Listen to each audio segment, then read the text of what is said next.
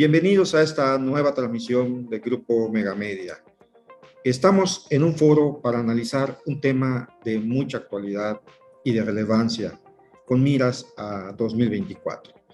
El pasado domingo 5 de junio, como ustedes saben, tuvimos una nueva recomposición en el panorama político, en el mapa político del país. Morena ganó 4 de 6 gubernaturas en disputa y se consolidó como la primera fuerza política del país. A la luz de estos resultados, más allá de las frías cifras, queremos analizar qué viene para Yucatán en 2024, qué viene para el país. Con ese motivo, invitamos a 3 expertos en el tema, 3 reconocidos investigadores, para que nos aporten con sus conocimientos, con su experiencia, elementos que nos lleven a la reflexión y a tener más datos sobre ese escenario que se nos avecina para Yucatán en particular y para México en general. Están con nosotros la doctora Leticia Paredes Guerrero. Ella es investigadora de la Unidad de Ciencias Sociales del Centro de Investigaciones Regionales Dr. Hideo Noguchi de la UADY. Bienvenida, doctora. Contamos también con la participación del doctor Freddy Espadas Sosa. Él es director de la Universidad Pedagógica Nacional en Mérida. Y también tenemos al doctor Luis Alfonso Ramírez Carrillo. Él es profesor investigador del Centro de Investigaciones Regionales, doctor Hideo Noguchi de la UADY. Bienvenidos, muchas gracias por estar con nosotros. El objetivo de este foro de análisis es conocer qué nos espera al país, al Estado en 2024, con base en ese resultado electoral. Esa lectura que podemos tener y que nos arroja elementos para saber qué podemos esperar en México y en Yucatán en particular.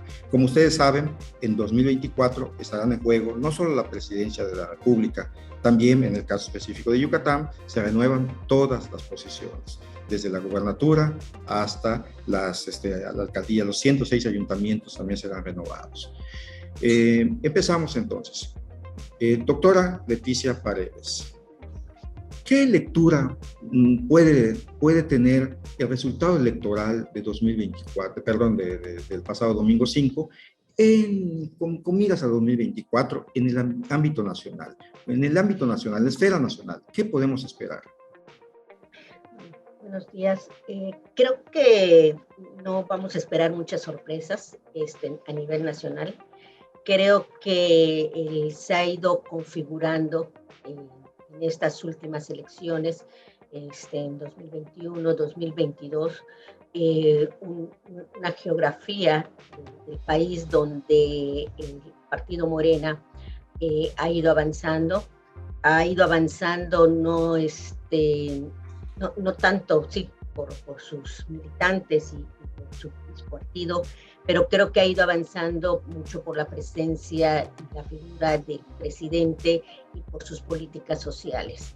Entonces esto ha configurado, lo vimos en los resultados de las pasadas elecciones, que la geografía electoral política del país cambió y vemos que ya la mayoría está pintada de guinda, ¿no? O sea, la mayoría de los estados están pintados de guinda. Entonces yo no esperaría cambios impresionantes para 2024, sino esperaría que va a seguir el mismo camino que ahora está siguiendo. Avanzarán en algunos estados, se retrocederá en otros estados también, de acuerdo a la actuación de los gobernantes del mismo partido, pero creo que en gran medida se va a mantener la presidencia del país en manos de Morena, si logran ponerse de acuerdo muy bien para sacar a el candidato o la candidata adecuada, ¿no? Entonces yo no esperaría grandes sorpresas, ya se configuró, se está configurando, y el 2024 se esperaría una consolidación de esta política nacional. Eso es lo que pienso. Muchas gracias, doctora. Doctor Freddy Espadas, ¿cuál es la lectura que usted nos ofrece con los resultados electorales del pasado domingo 5 y la repercusión que tendría en 2024? En el ámbito federal, por supuesto. Gracias, gracias Ángel. Saludo cordialmente a Luis Alfonso y a Leti. Qué gusto verles de nuevo y que estén bien con sus familias. Bueno, en primer lugar, cabe destacar la notable abstención que prevaleció en las elecciones del 5 de junio. Sin embargo, este es un fenómeno recurrente en todas las elecciones intermedias. Me parece que es previsible que la efervescencia política suba significativamente para las elecciones del 2023, previstas para Coahuila y el Estado de México, que son los últimos bastiones político-electorales del PRI. Entonces, estas elecciones es la verdadera antesala de lo que pues ya muchos llaman la madre de todas las batallas, que son las elecciones presidenciales concurrentes del 24. Así pues, a los resultados del 5 de junio pasado, creo que habrá que sumarle los posibles resultados de las elecciones del próximo año. Morena, cabe decir que ha avanzado muchísimo en el Estado de México, donde se han resquebrajado los cimientos mismos del llamado Grupo Atlacomulco. Recordemos que la actual secretaria de Educación, la senadora con licencia de Morena, Delfina Gómez Álvarez, tuvo una muy alta votación en la elección de gobernador, donde ganó Alfredo del Mazo, por lo que de ser postulada, como es la versión fuerte que circula, de ser postulada de nuevo, es muy probable que pueda ganar. Sobre Coahuila, bueno, habrá que esperar, estar al pendiente de las tendencias políticas que se abrirán paso. Bueno, sobre las candidaturas presidenciales, el hecho real es que la coalición gobernante encabezada por Morena tiene perfilados a varias personalidades con fuerte arraigo y presencia nacional. Es muy probable que lleguen a un acuerdo, como atinadamente señala la doctora Leti, sobre el abanderado o la abanderada, preservando la unidad y evitando a toda costa las fisuras internas que puedan poner en peligro serio la continuidad del proyecto de la Cuarta Transformación. Por otro aspecto, la coalición Va por México entrará en una etapa muy complicada en razón de la descomposición que vive el PRI, la bancarrota electoral del PRD y la negativa del Movimiento Ciudadano a incorporarse a dicha coalición. Por lo demás, es muy claro que la caballada está muy flaca en las filas de los hasta ahora coaligados, porque ¿quién nos hará decir yo voy, no, por la nominación? ¿Acaso Ricardo Anaya? ¿Acaso Josefina Vázquez? ¿Marco Cortés? ¿Margarita Zavala? ¿El propio Mauricio Vila? ¿Acaso se irán por alguna personalidad de la oligarquía económica que es realmente quien sustenta y solventa esta coalición, como Claudio X González? En fin, por donde se le vea hasta ahora, no cuaja una precandidatura presidencial de peso por parte de la oposición al proyecto de la 4T. Y el tiempo se les agota con una rapidez enorme, no solo para construir dicha precandidatura, que ya es una urgencia para ellos, sino para articular una propuesta de gobierno alterna que logre concitar el interés del electorado, cosa que es extremadamente difícil por lo que representaron los coaligados en el pasado reciente. Desde luego, candidato o candidata habrá por la coalición opositora o lo que quede de esta después de la decantación que me parece está por venir. Así las cosas, en 2024 estaremos en un complejo e intenso escenario en el que se enfrentarán dos proyectos de nación, los cuales desde luego habrán de ser debatidos y cuestionados ampliamente por los electores y la sociedad en general. Yo creo que coincido un poco o mucho con la panorámica que expresa la doctora Leticia, en el sentido de que las tendencias se van a abrir paso y es altamente probable que pues triunfe nuevamente la continuidad del proyecto de la 4T. Muchas gracias, doctor. Acaba usted de hacer notar algo muy importante. 2023 es la antesala de lo que viene 2024, considerando que hay dos elecciones importantes como son el Estado de México y Coahuila. Doctor Luis Ramírez, ¿cuál es la lectura que usted nos ofrece con estos resultados del pasado domingo 5? Bueno, aunque el resultado electoral ha sido leído de distintas maneras, en principio es un indudable fortalecimiento del partido en el poder y del gobierno. Yo no entiendo por qué la oposición de pronto lo ve también como un triunfo, ¿verdad? Pero más allá de eso, sin embargo, las elecciones también nos revelaron otras cosas. La primera es lo que ya señalaba el doctor Espadas, que el verdadero enemigo de toda la democracia vuelve a ser el alto nivel de abstención. Si cerramos cifras de un padrón de 11,5 millones de personas en los 6 estados donde hubo votaciones, solo votaron alrededor de un 54%, poco menos, de los cuales poco más de un 29% lo hicieron por Morena y sus aliados y casi un 25% por los partidos de oposición. La diferencia fue de alrededor de 4.4 puntos porcentuales.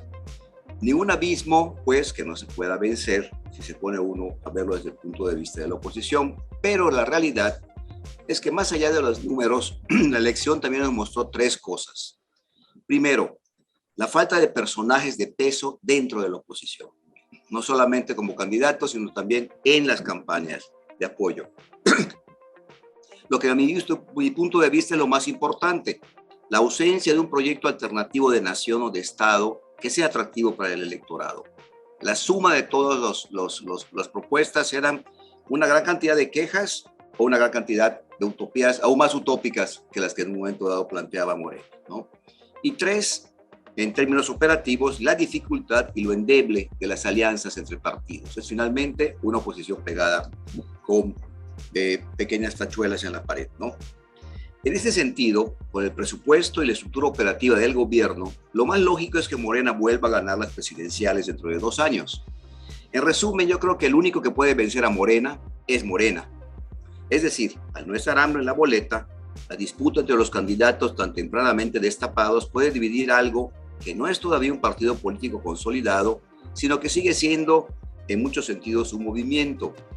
O bien que la suma de tantas malas decisiones económicas, las que se han tomado, las que se seguirán tomando, profundice la crisis económica en la que ya estamos, con estancamiento del Producto Interno Bruto, una inflación aún más alta que la que hemos tenido estos últimos 2 años, un mayor desempleo que el que hemos tenido estos 2 años, de manera quizás un poco más improbable, ¿sí?, por la alta cantidad de dólares en el mercado, también una devaluación que yo creo será muy leve, de tal manera que el país llegue a las elecciones en una situación de caos. Sería un escenario producto de una crisis, una profundización de la crisis, sobre todo económica. Y aunque uno diría que allí, en un escenario de caos, todo puede pasar, en realidad, aún en ese escenario, gana Morena. Pues tendrá al ejército y el crimen organizado como 2 brazos del gobierno operando, apoyando uno de manera institucional y operando y financiando el otro e interviniendo en las elecciones. Así que continuaremos con la construcción, creo yo, de un régimen presidencial centralista, autoritario y populista, cuando menos otro sexenio. No veo que exista otro escenario. Tendremos que esperar 6 años más para que un candidato nuevo modifique el rumbo dentro del propio modelo de Estado y de país planteado por Morena y mejoren las cosas, o bien a que se empeore, se desgaste totalmente el proyecto de país y ya allí sí, en una situación no solo de crisis, sino también de desgaste político, empecemos a ver un nuevo proyecto o la emergencia de un nuevo proyecto, ¿no? Muchas gracias, doctor Luis Ramírez. Vimos con este resultado electoral del pasado domingo 5 que hablamos, que el Yucatán queda como una isla en un mar guinda. Vemos que todo el sureste ya está gobernado por Morena. Ante esa situación, hacemos un poco de futurismo político. ¿Qué camino le vemos al futuro del gobernador Mauricio Vila Dosal? ¿Qué esperamos en sus últimos 2 años del gobierno? Doctor Freddy Espadas, por favor.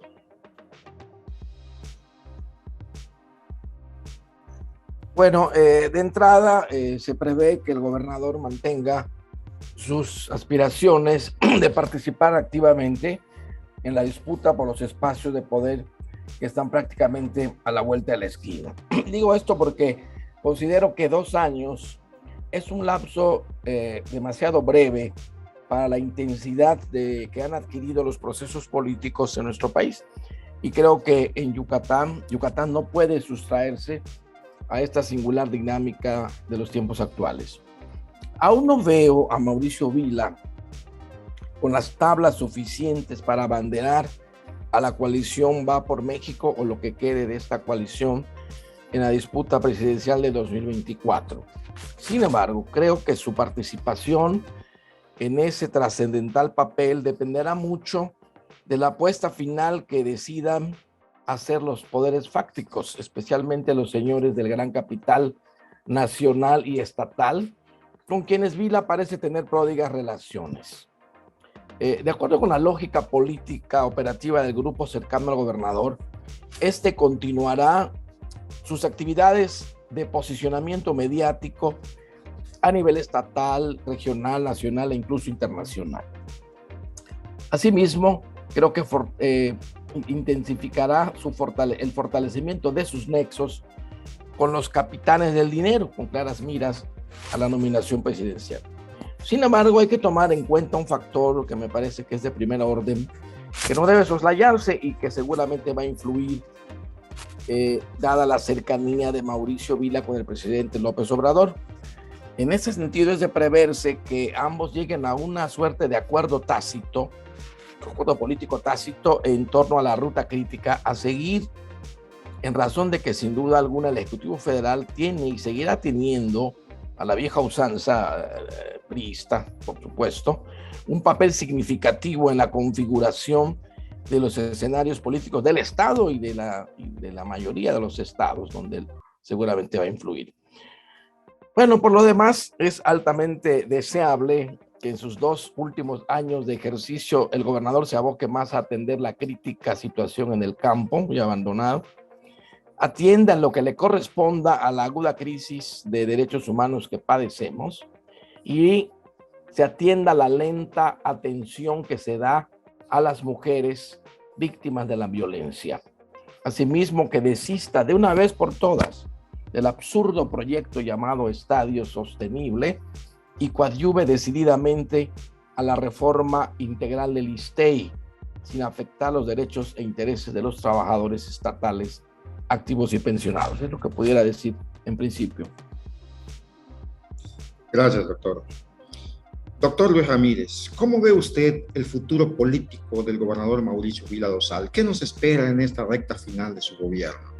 Bueno, con la advertencia de que en política es muy difícil hacer predicciones, normalmente uno siempre falla, y más cuando se trata de un gobernador mexicano, que lo menos que podemos decir de un gobernador mexicano es que es, ¿cómo decirlo?, voluble, ¿verdad?, en cuanto a sus posiciones y lealtades políticas, todos en general.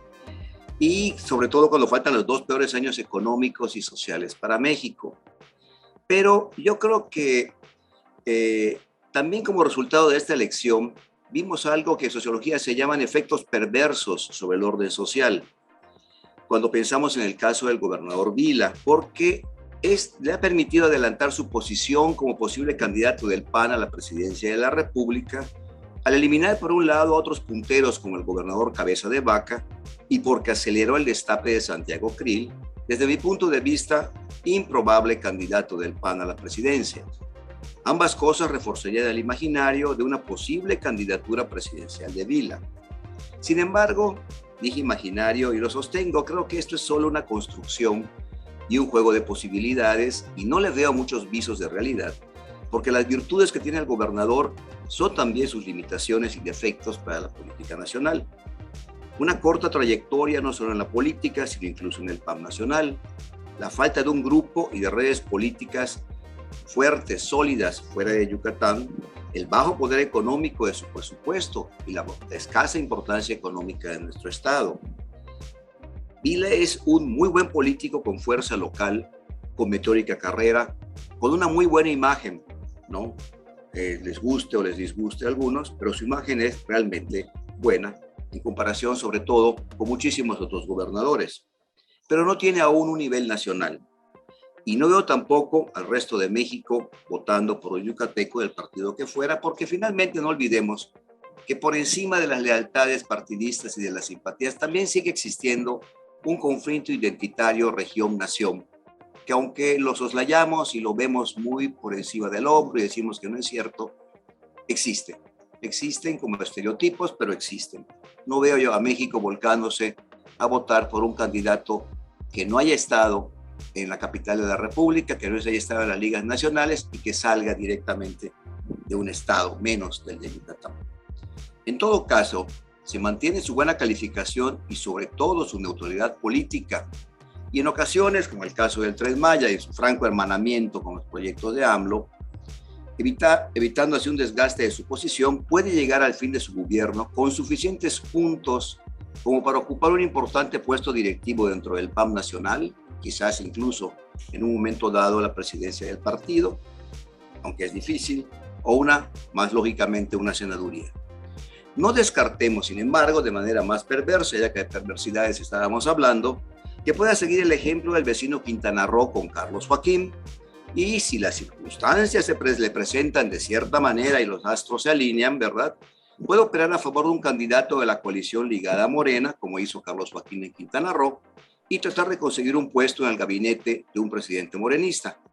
Pero bueno, creo que esto ya es adelantar demasiado las cosas y conceder la existencia de demasiados efectos perversos, ¿no? Yo creo que habrá que ver poco antes de las elecciones cómo está el escenario nacional. Gracias, doctor. La versión que usted mencionó, esta versión conspiracionista dentro de su propio partido, es muy difundida en esos días, la hemos conocido mucho, ¿no? Pero bueno, como usted dice, no deja de ser una especulación. Es una especulación, por supuesto. En definitiva. Doctora Leticia Paredes, ¿cómo ve usted el futuro político del gobernador Mauricio Vila Rosario?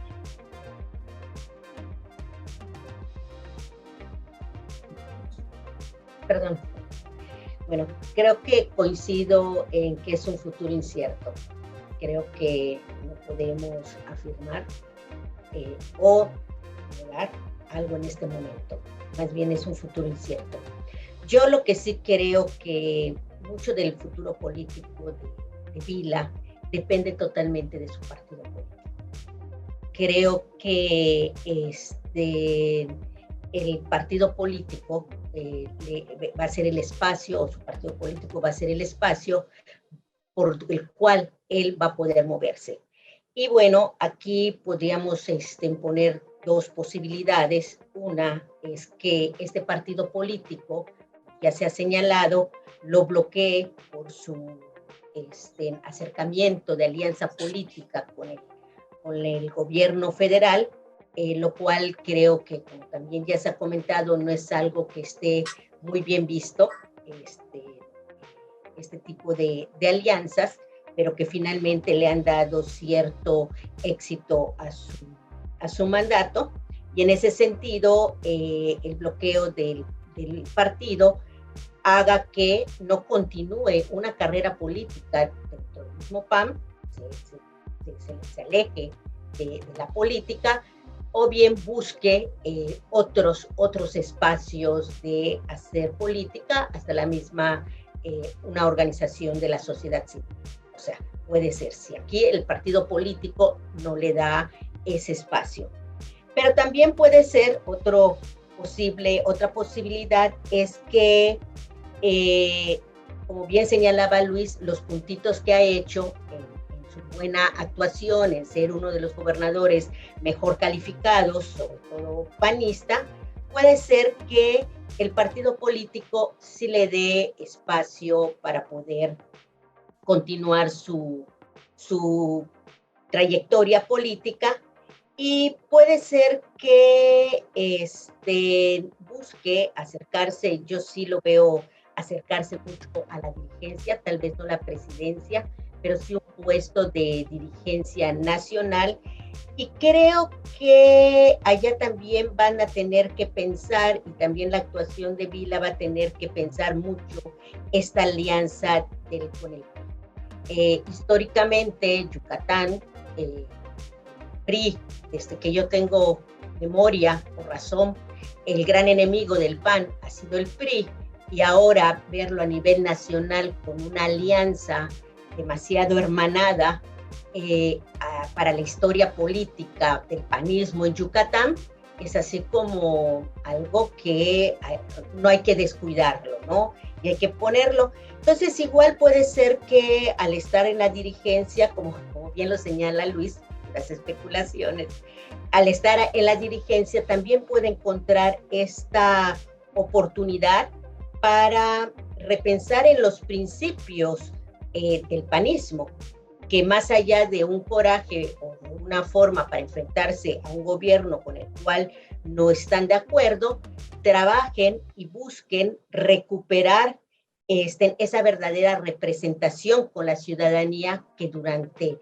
muchos años, la historia del PAN de los años 30 hasta la actualidad, ha sido siempre esta búsqueda de la democracia, esta búsqueda de la representación de la ciudadanía, y que creo que con esta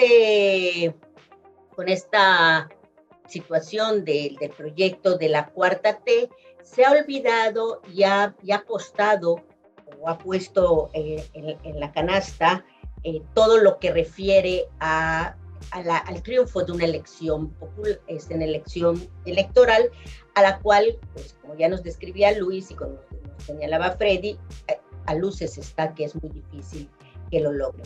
Pero yo creo que sí están en una oportunidad, y tal vez pueda ser uno de los papeles que pueda servirla al interior de su partido político, repensar el futuro que quieren continuar con él, que quiere continuar el partido político, para que no tal vez en el 2024, pero tal vez en el 2028 sean realmente una oposición y que puedan llevar un verdadero candidato o candidata a competir en unas elecciones.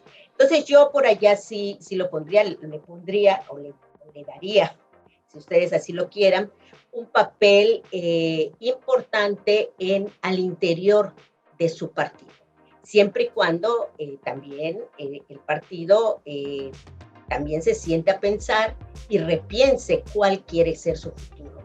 Seguir siendo esta oposición contestataria simplemente, o quiere ser una oposición que represente intereses de un grupo ciudadano o de una población que también somos una sociedad plural que pensamos de manera diferente.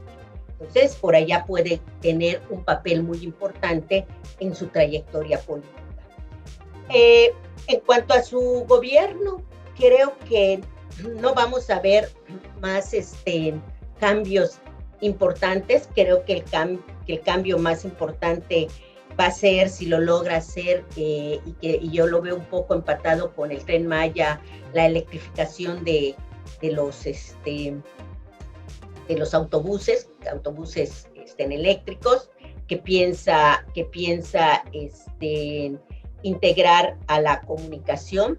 Creo que si logra mermar el poder de este llamado pulpo camionero o de comunicación, creo que allá va a tener uno de los méritos más importantes de su carrera, a menoscabo que no haya atendido otras situaciones, como bien lo señalaba Freddy, que tiene que ver con la violencia de las mujeres, que tiene que ver con los derechos humanos y otro tipo de cosas, pero creo que esto le pudiera dar muchos puntos, ya que creo que va a ser una acción que pudiera solucionar no solo una situación de comunicación, sino una situación económica de muchos ciudadanos y ciudadanas que se mueven por transporte público, y es sumamente caro, viendo los salarios que tenemos en Yucatán, sumamente caro transportarse, por ejemplo,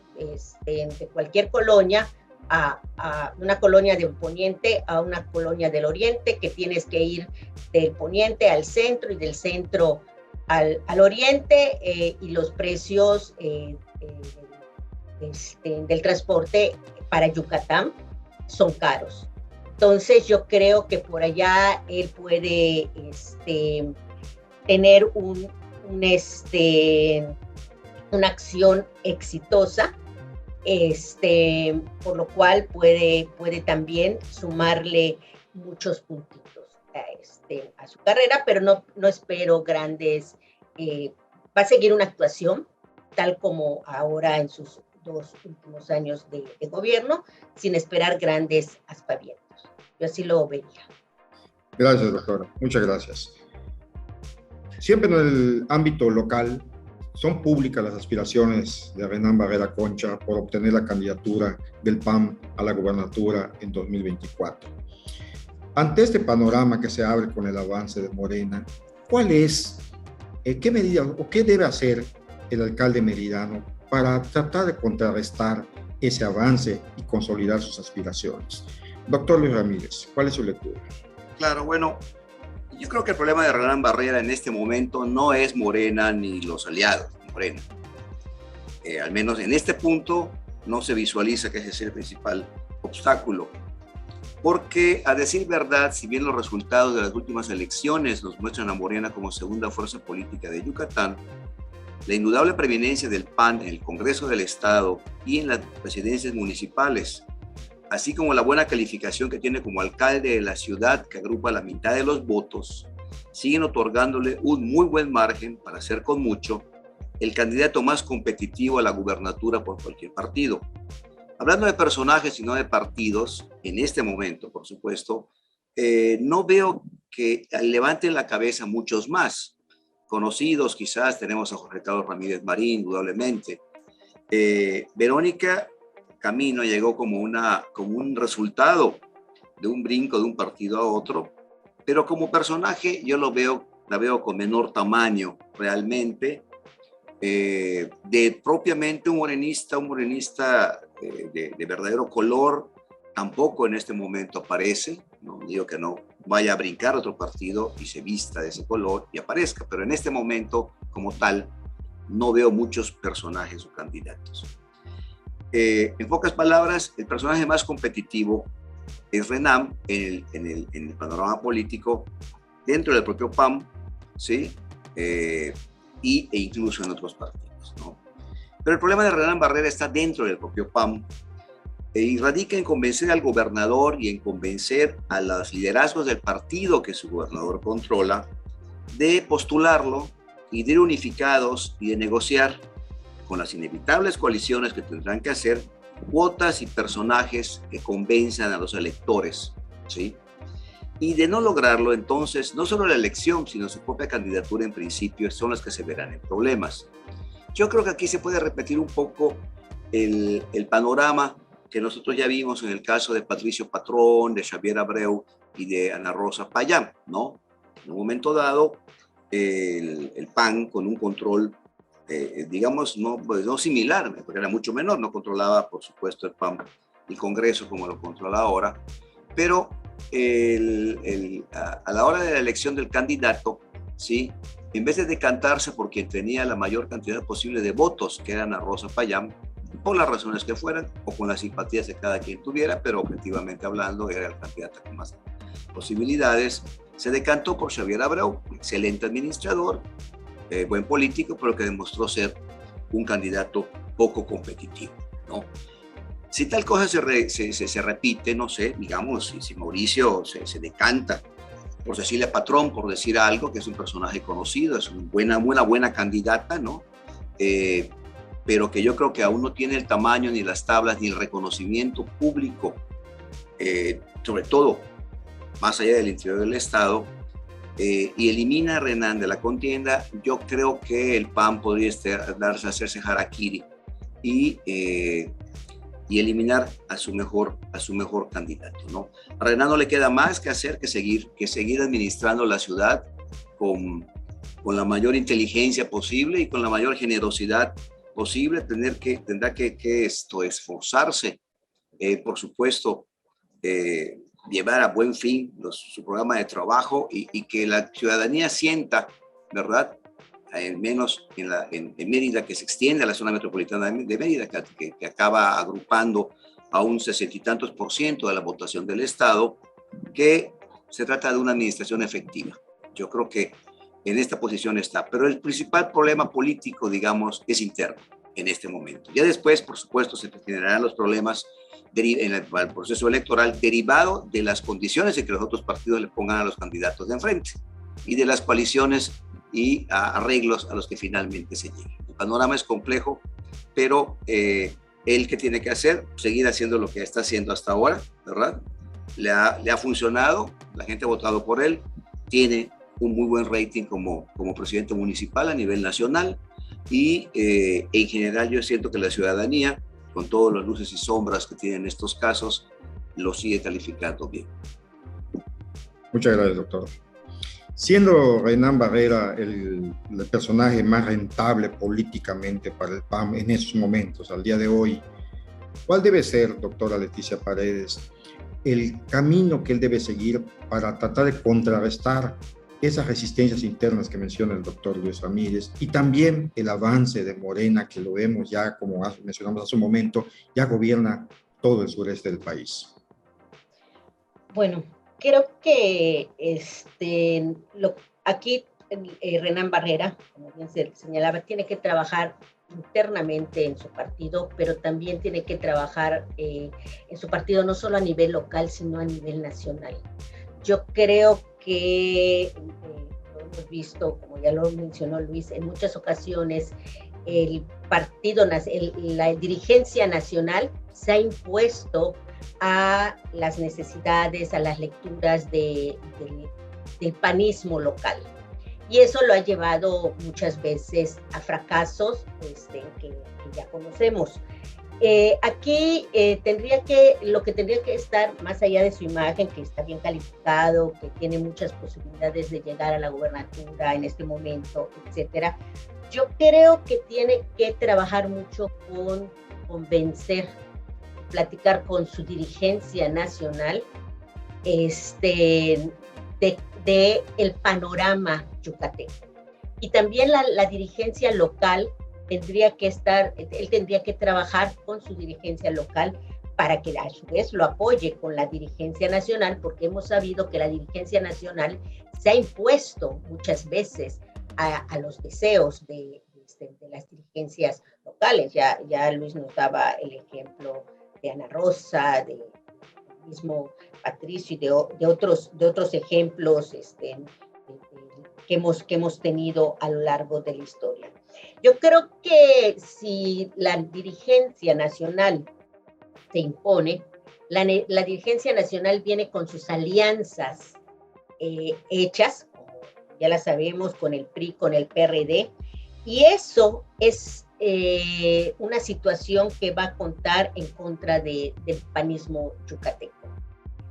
Porque aquí va a tener que seguir esas alianzas, definitivamente, y yo creo que allá, vuelvo a repetir, van a haber muchos desencantos de muchos seguidores, no solamente del panismo, sino también del PRIismo.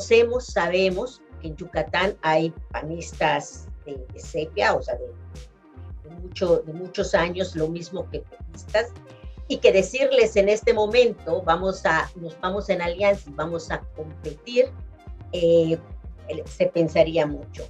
Entonces yo creo que aquí el trabajo, como bien se ha señalado, tiene que ser más que un trabajo externo, que va a continuar haciendo seguramente con imagen, con acciones, con campaña, que eso está visible. Tiene que trabajar en lo no visible, tiene que trabajar al interior de su partido y el partido local con la dirigencia nacional, y que no se imponga la dirigencia nacional ante una lógica panista muy local que se ha visto, y que de seguir esa lógica local yo creo que podrían tener mayor éxito y mayores posibilidades de triunfo a seguir el lineamiento nacional, que yo creo que no vamos a obtener grandes frutos con el lineamiento nacional.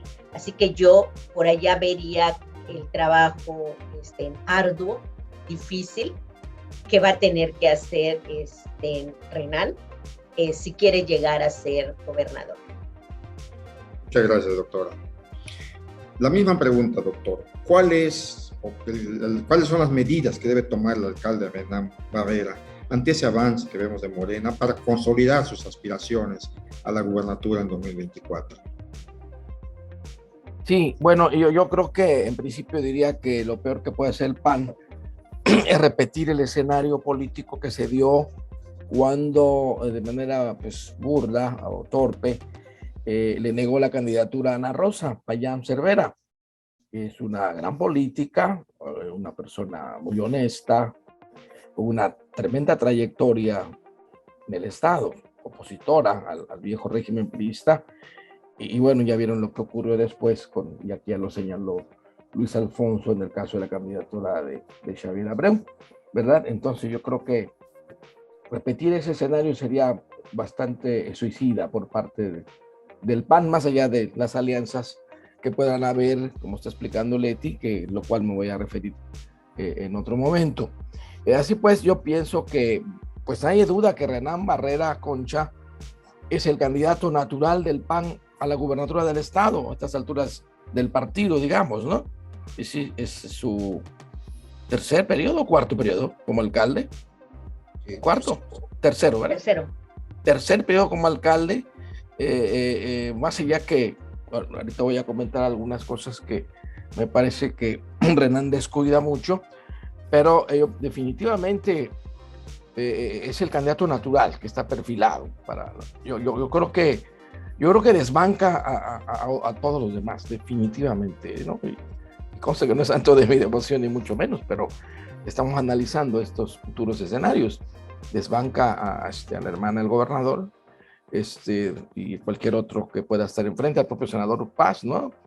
Yo creo que sí. Ahora, claro, ya hemos visto también que Mauricio Vila le ha puesto una cuña a Renan al incorporar a su gabinete hace un tiempo al expriista y expefemista Liborio Vidal Aguilar, quien también aspira a ser el abanderado del PAN, y su presencia y peso político es innegable en el Estado.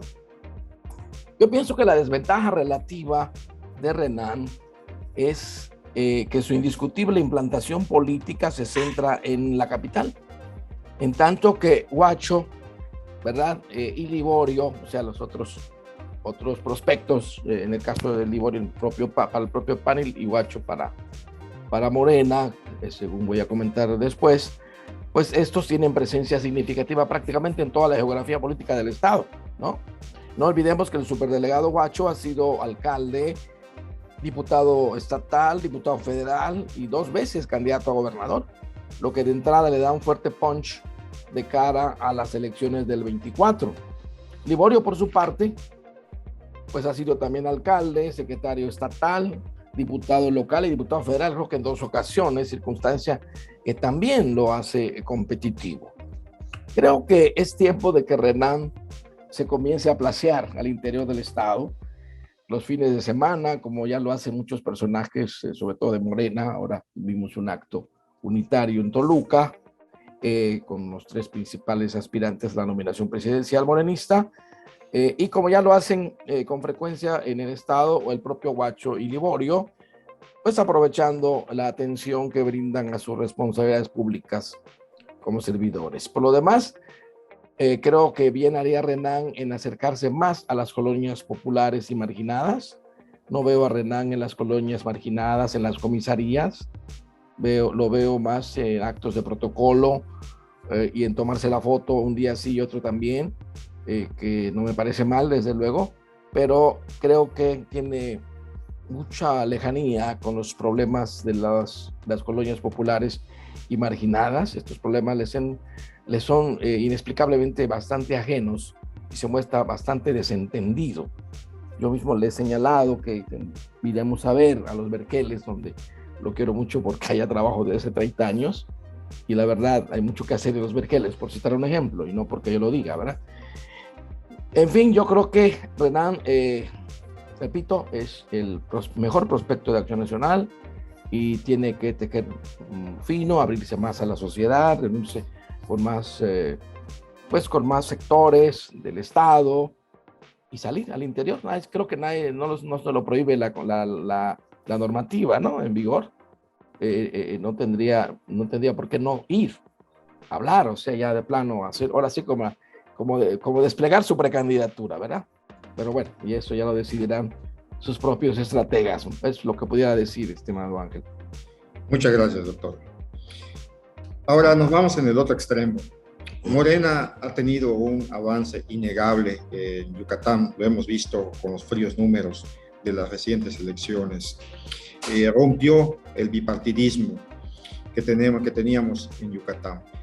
¿Cuál es entonces, ante este nuevo panorama, doctora Leticia Paredes, cuál es los pasos que debe seguir Morena para seguir avanzando o consolidarse como una auténtica fuerza política en Yucatán? Bueno, yo creo que no podemos negar, no debemos de perder de vista que el avance de Morena tiene que ver mucho con la figura presidencial y con ¿cómo se llama? La política social, ¿no? Y bueno, allá está Huacho como punto clave para dispersar sobre todo esto de la política social, ¿no?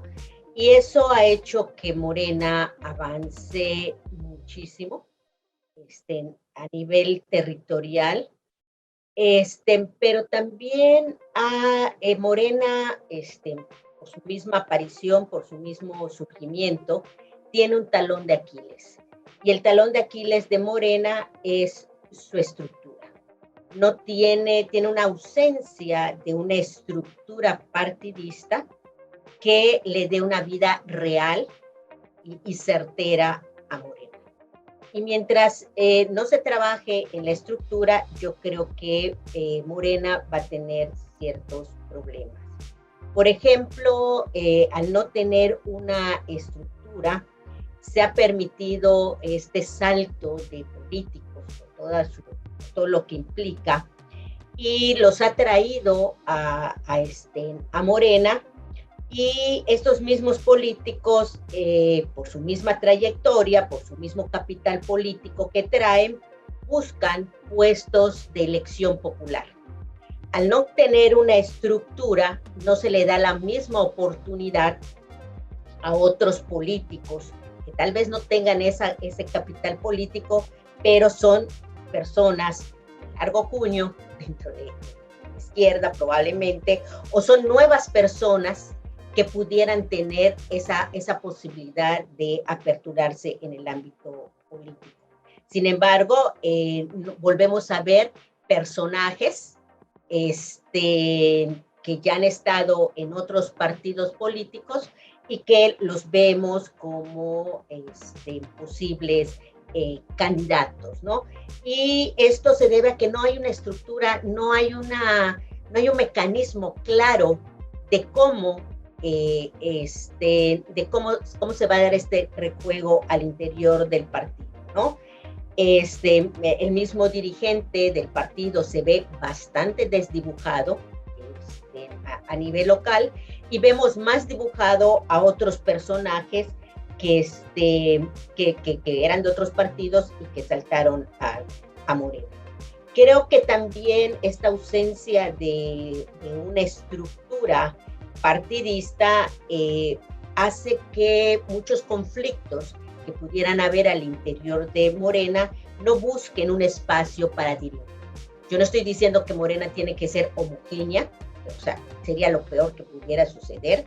Creo que pueden venir diferentes corrientes, formas de pensar, pero creo que necesitan ponerse las reglas claras de juego, ¿no? Bueno, no han hecho ni siquiera su convención, su congreso, que por allá está bastante atrasado. Entonces, se puede sufrir otros problemas, porque si algún político no ve satisfechos sus intereses de continuar su carrera política, pues se va a salir del partido junto con todo y su capital político, ¿no? Entonces yo creo que a Morena le hace falta trabajar en su estructura, a todos los niveles, Creo que hay personajes importantes. Yo creo que bien se señalaba en el caso del PAN, Renan es el candidato natural para las próximas elecciones a la gobernatura. Lo mismo Huacho se está viendo como el candidato natural para la gobernatura por parte de Morena y que bueno, que puede ser un buen competidor y no sé si gane o no, pero que sí puede ser un buen competidor.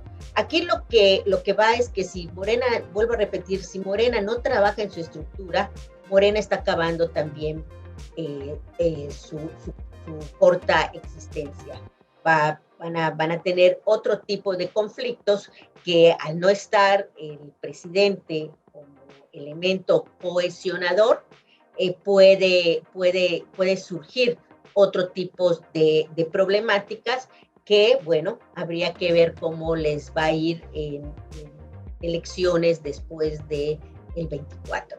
Entonces, bueno, eso sería de mi parte. De acuerdo, muchísimas gracias, doctora. Vamos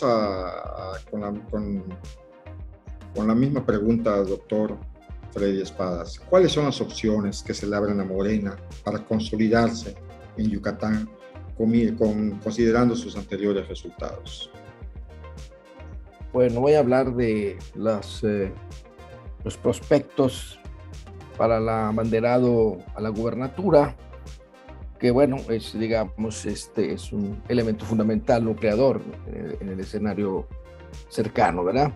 Y creo que por Morena hay, más allá de la mezcolanza que se está volviendo Morena y que merecería un análisis bastante especial, digamos, ¿no? Por las arenas movedizas que se están conformando a raíz de estos chapulineos, de lo cual me voy a referir despuesito. Por Morena, pues como sabemos, hay varias personalidades públicas que disputarán o están disputando desde ya la candidatura a la gubernatura. Desde luego, pienso que está en uno de los primeros lugares está el delegado federal de los programas de bienestar social, Joaquín Díaz Mena. Considero que sus posibilidades de nominación aumentarán considerablemente en la medida en que se cumplan al menos 3 condiciones, ¿no? Uno, que siga contando con la venia y con la confianza y el apoyo del presidente de la República. Desde luego, ¿no? Recuerden ustedes que cuando Andrés Manuel cierra su campaña en el Estadio Azteca, recuerdo que lo acompañó Huacho cerquita de él, junto a él, en este cierre. No sé si recuerdan ustedes la entrada de AMLO a la tarima central del Estadio Azteca. Bueno, ese es uno. 2, pues rendir buenos resultados en la operación de los programas sociales y educativos que realiza la federación en la entidad. En general me parece que está caminando bien los programas, ¿no? Pero bueno, tendrá que palparse pues que estos resultados son del todo positivos. Y 3, llevar a buen término las negociaciones políticas con las otras fuerzas y liderazgos de Morena con relación a las candidaturas a las diputaciones federales, a las senadurías, diputaciones locales y principales candidatos a las alcaldías, ¿no? Como sabemos, también aspiran a la nominación el profesor Rogelio Castro, que inicialmente fue el candidato a gobernador en 2018 y que a sugerencia o recomendación de AMLO, pues declinó a favor de Huacho. Bueno, Rogelio ha sido diputado federal morenista y actual funcionario del Infonavit, y también pues no dejar de lado a la senadora hoy morenista, expriista, expemista Verónica Farjat.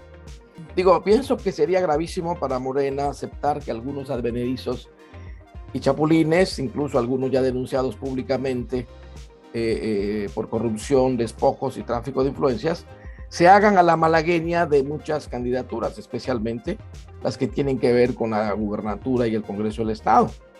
Recordemos que le fue muy mal a Morena con la candidatura de la expriista y hoy senadora morenista Verónica Farjat, que además, pues, y que llegó a esa posición por palomeo del propio presidente de la República cuando fue candidata a la alcaldía de Mérida.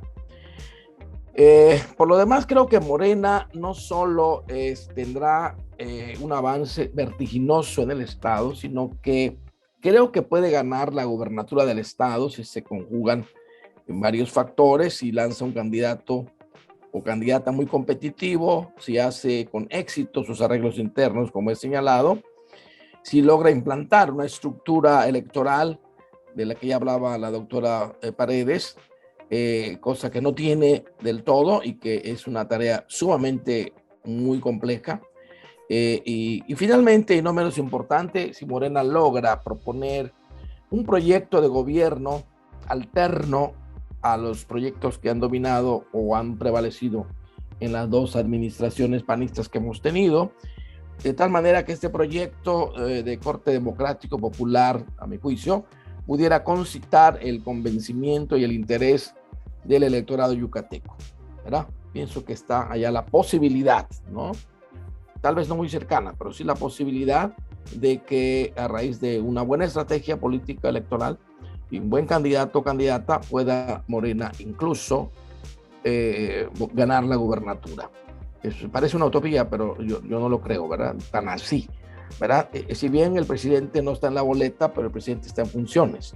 Entonces, el peso político, el peso mediático, el peso programático, el peso de la 4T, pues ya lo vimos el 5 de junio cómo se expande, y el factor AMLO, pues nos gusta o no, tiene un peso, un factor fundamental en el avance político de Morena, ¿verdad? Bueno, es lo que podía pensar hasta este momento.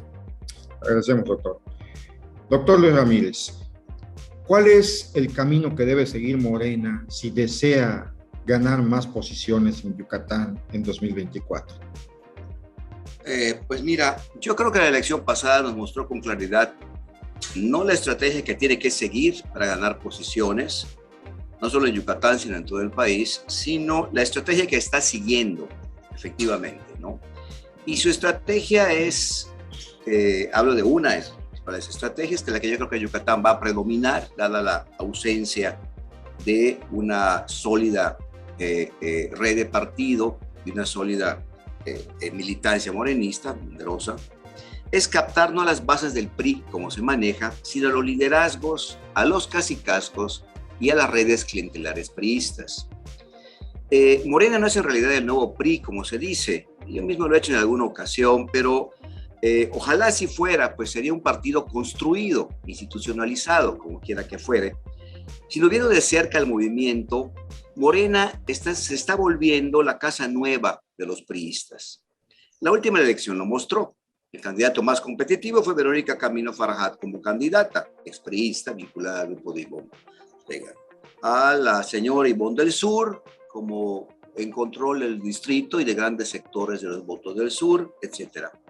En la pasada elección de Quintana Roo vimos a connotados priistas, directivos como Carlos Pavón, operando electoralmente para Morena y todo un grupo a su alrededor también de expriistas. Captando los cacicazgos priistas tradicionales, ofreciéndoles sus puestos de elección, quizás la mayoría, quizás los más importantes para priistas, capta también su experiencia, capta sus controles territoriales, capta su capacidad de movilización y capta sobre todo sus redes clientelares que sabemos que operan de manera piramidal en el campo yucateco en todos los niveles, ¿no? Morena no tiene aún gran capacidad de operar como un partido político y en Yucatán, para ganar espacios y votos, yo creo que no le bastará la compra de votos con los programas sociales que maneja Huacho, 4 días. Es indudable que los programas sociales acarrean una importante y nutrida votación, es cierto, pero si uno analiza con cuidado los resultados de las elecciones en los 6 estados, podrá ver que no son suficientes los votos que llevan los programas sociales, ¿no? Un contingente importante de la tercera edad votará por Morena, dado que este es el programa más exitoso, ¿no? Pero hasta donde los datos me indican, los datos a los que se puede tener acceso, lo confieso, no he podido encontrar demasiada información, las fuentes de los montos gastados en programas sociales son muy contradictorias aún en Yucatán. ¿sí? Evidentemente la tercera edad es un programa federal muy bien controlado, lleva además, se come el 50, quizás el 60% del presupuesto de todos los otros programas sociales, si no los pone uno junto al otro, ¿sí? Ese es el programa real, ¿no? Pero los otros programas son de dudoso éxito, y de dudoso éxito también se da la capacidad de estos programas de arrastrar gente a las urnas. Hay que evaluar qué tan impactantes están siendo los programas de política social, qué tan apegados a los padrones, qué tan democráticos, qué tan bien están dispersándose los recursos, si los recursos nos están quedando atorados en 4 o 5 niveles intermedios, etc. Y finalmente, una cosa muy importante, si uno analiza fuera del programa de tercera edad, los demás programas, notará que en realidad son bastante exiguos, ¿sí? Entonces, digamos que si para Huacho, como bien decía Freddy, que lo veo igualmente, de manera natural, al ser el delegado federal, como el candidato más fuerte y haber sido con toda su trayectoria que todos conocemos de Huacho y su indudable buen perfil como persona, ¿verdad? Sería un candidato ideal para Morena. Yo me pregunto si podrá negociar lo suficiente con los programas como para poder inclinar la balanza a su favor y que tenga la candidatura a la gubernatura. Eso todavía es una incógnita, ¿no? Si los candidatos, sin las clientelas y sin las estructuras territoriales del PRI, Morena simplemente yo creo que no gana en Yucatán, como lo vimos en la última elección.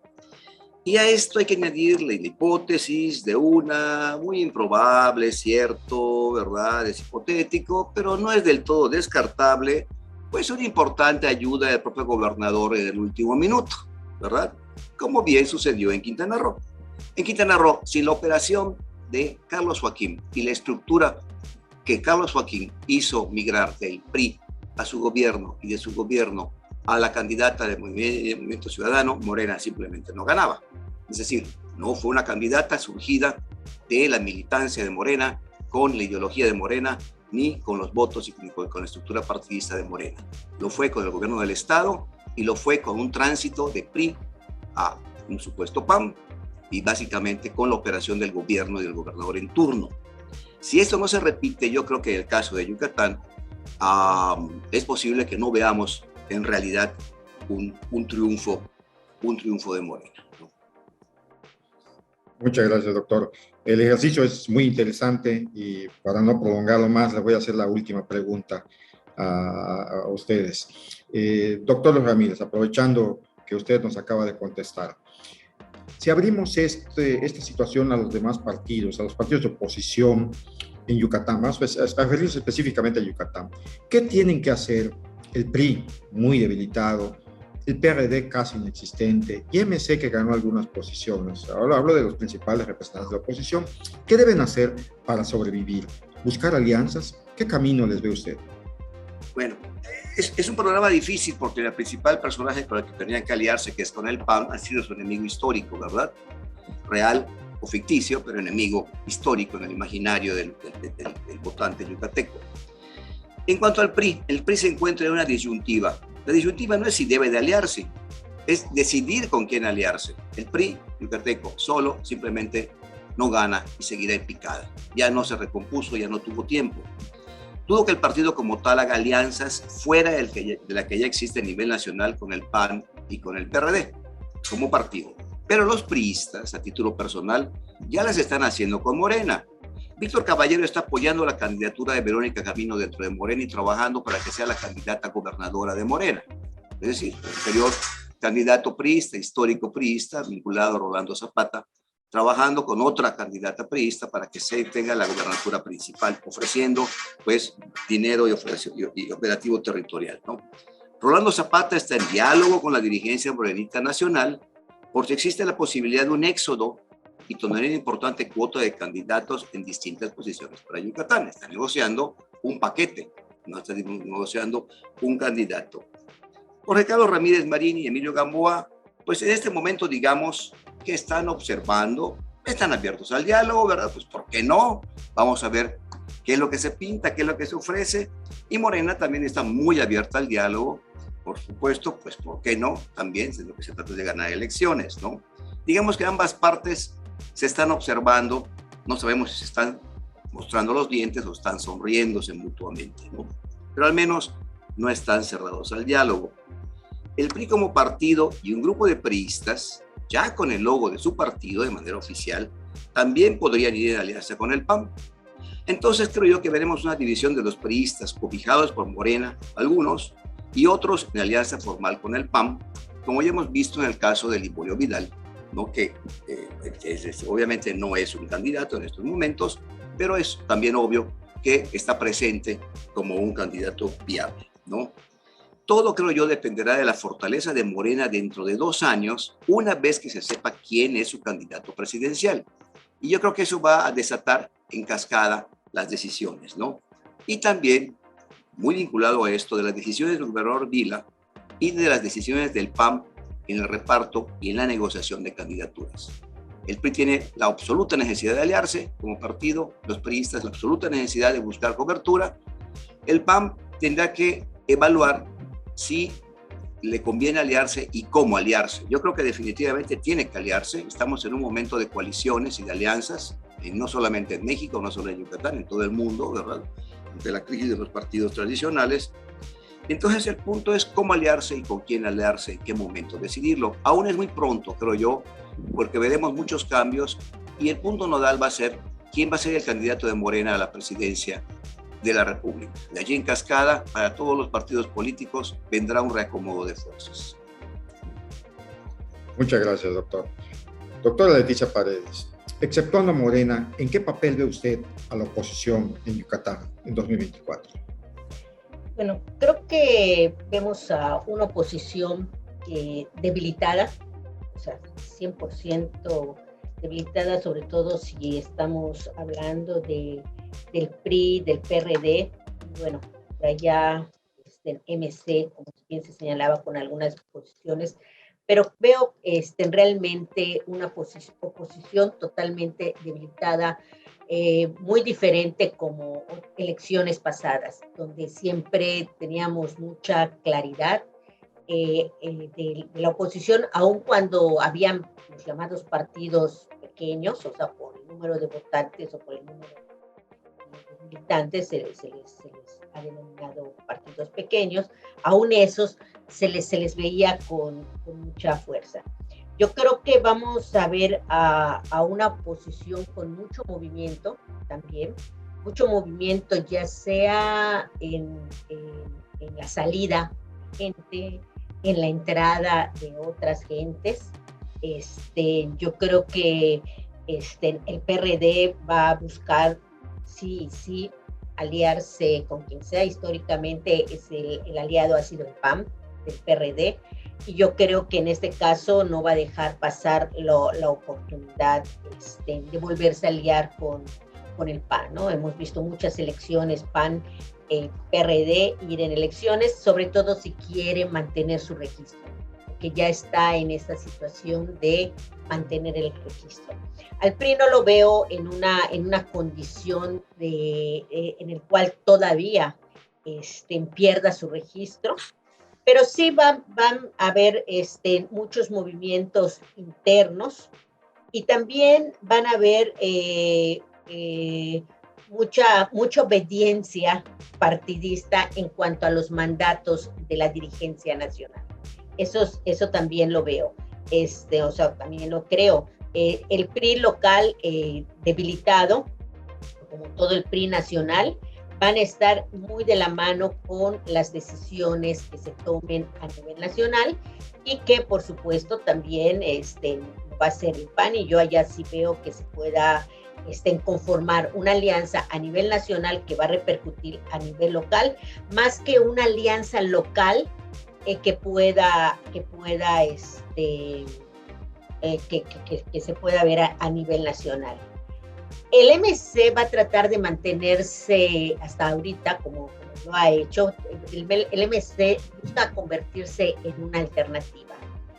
Sin embargo, el MC hay que mirarlo como un espacio donde un bastión importante del PRI, en el caso de Yucatán, lo copó, ¿no? O sea, allá tenemos a la exgobernadora, por ejemplo, como la principal cabeza del MC y a todo el grupo, o toda la fracción que con ella conlleva. Y yo creo que el MC va a ser un espacio para muchos priistas que no quieren estar con esta alianza con el PAN o no quieren pasarse al PAN, no quieren mantenerse en el PRI, pero que van a ver en el MC algo. Entonces, si algún partido pudiera crecer de estos tres, del PRI, del PRD y del MC, yo creo que va a ser el MC. Creo que él va a salir bastante beneficiado, sin necesidad de llegar a... va a conseguir escaños, va a conseguir algunos escaños a lo mejor de manera plurinominal, como ahora lo ha conseguido, o los va a mantener. Por ejemplo, puede conseguir algunas presidencias municipales, porque creo que en este reparto y en este movimiento de la oposición puede salir ganador, el MC, ¿no? Va a traer a mucha, no a mucha, pero sí a grupos importantes de diferentes partidos, hasta gente misma del PRD que en algún momento no vea un espacio en el PAN, en su alianza con el PAN o en su alianza con el PRI, no vea algún espacio. El MC va a ser aquí un partido que puede tener un repunte, no gigante, pero sí puede tener un repunte. Pero también no podemos negar que el hecho de que hayan partidos pequeños, vuelvo a repetir, por el número de votantes o por el número de militantes, no podemos negar que siguen siendo una parte, una representación de la sociedad. No debemos de olvidar, y creo que no deberíamos tampoco nunca apostar a que tengamos una única representación. Yo creo que eso sería para nuestro sistema democrático lo peor que le pudiera suceder.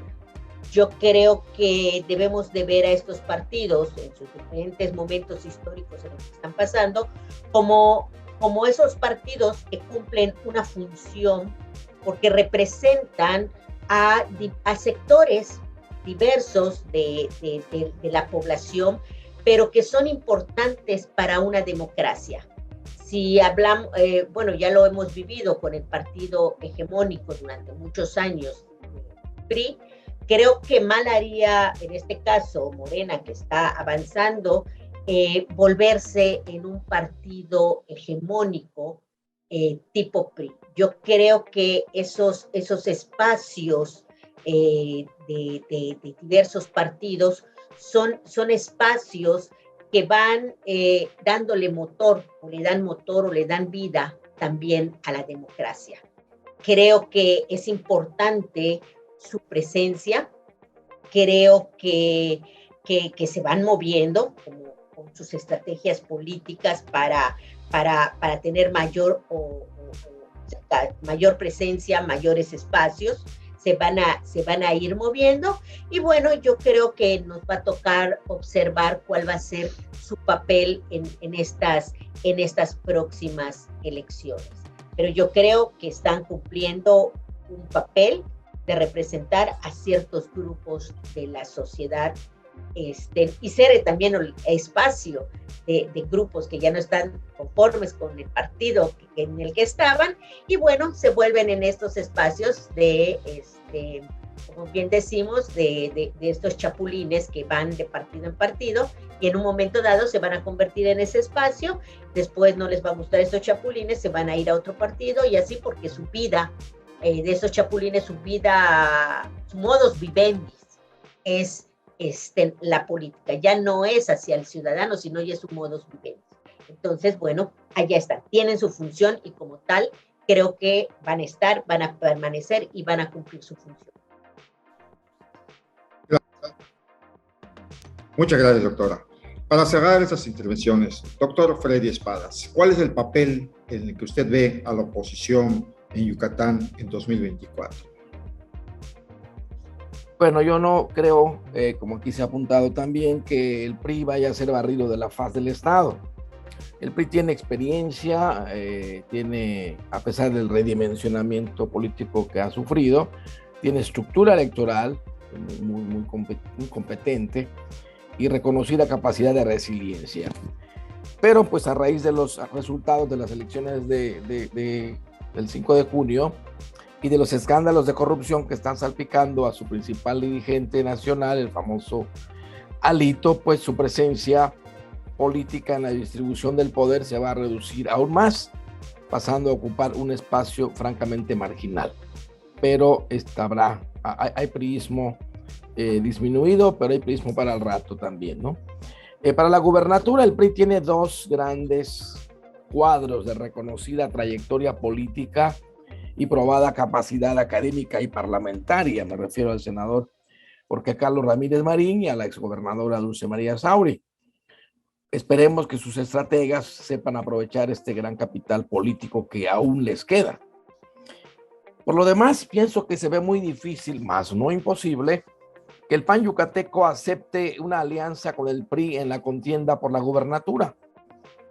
Como ya señaló Luis Alfonso y la doctora Leti, en la vieja tradición panista yucateca existe el imaginario muy vigoroso de la histórica lucha del PAN contra el dominio hegemónico y autoritario del PRI, especialmente su lucha consecuente y frontal contra el Cerberato.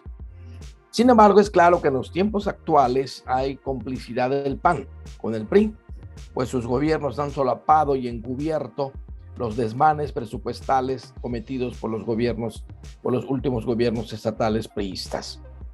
Tal vez la alianza del PAN se vaya a dar con el PRD, es decir, sea más viable, toda vez que éste busca colgarse de quien sea para salvar su pellejo. No olvidemos que el PRD apoyó la candidatura de Patricio Patrón en 2001 y el entonces diputado Eduardo Sobrino le sirvió con creces a su gobierno. Bueno, por otro lado, el MC está relativamente desprestigiado a nivel estatal, como ya apuntó Leti, desde que el grupo de Ivonne Ortega tomó por asalto, ¿verdad?, como corsarios, su estructura local.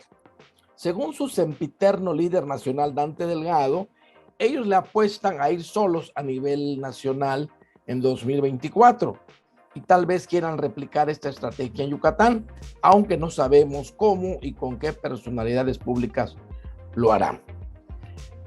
En el caso del PRD, pues el PRD en realidad representa los restos de un barco hundido. Sus gerentes locales harán lo que tengan que hacer y se aliarán hasta con el mismo demonio para salvar lo que queda de este organismo, sumido como está en la bancarrota política, ideológica y moral.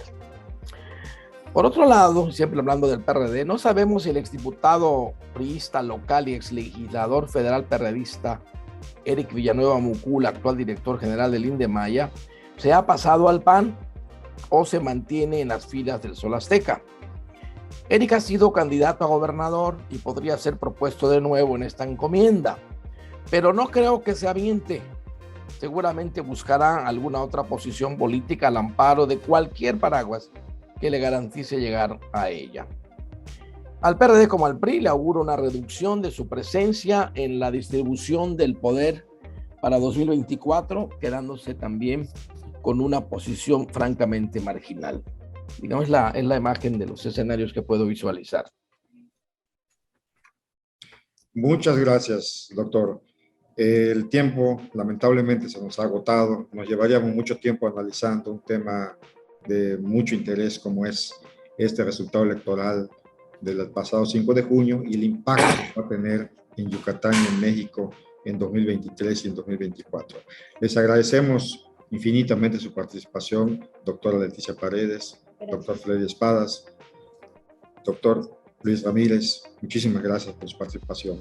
También agradecemos a todos que nos hicieron el favor de estar conectados en esta transmisión. Les invitamos a compartir sus opiniones en las distintas plataformas de Grupo Mega Media. El 2024 políticamente no está lejano, está a la vuelta de la esquina. Muchísimas gracias a todos.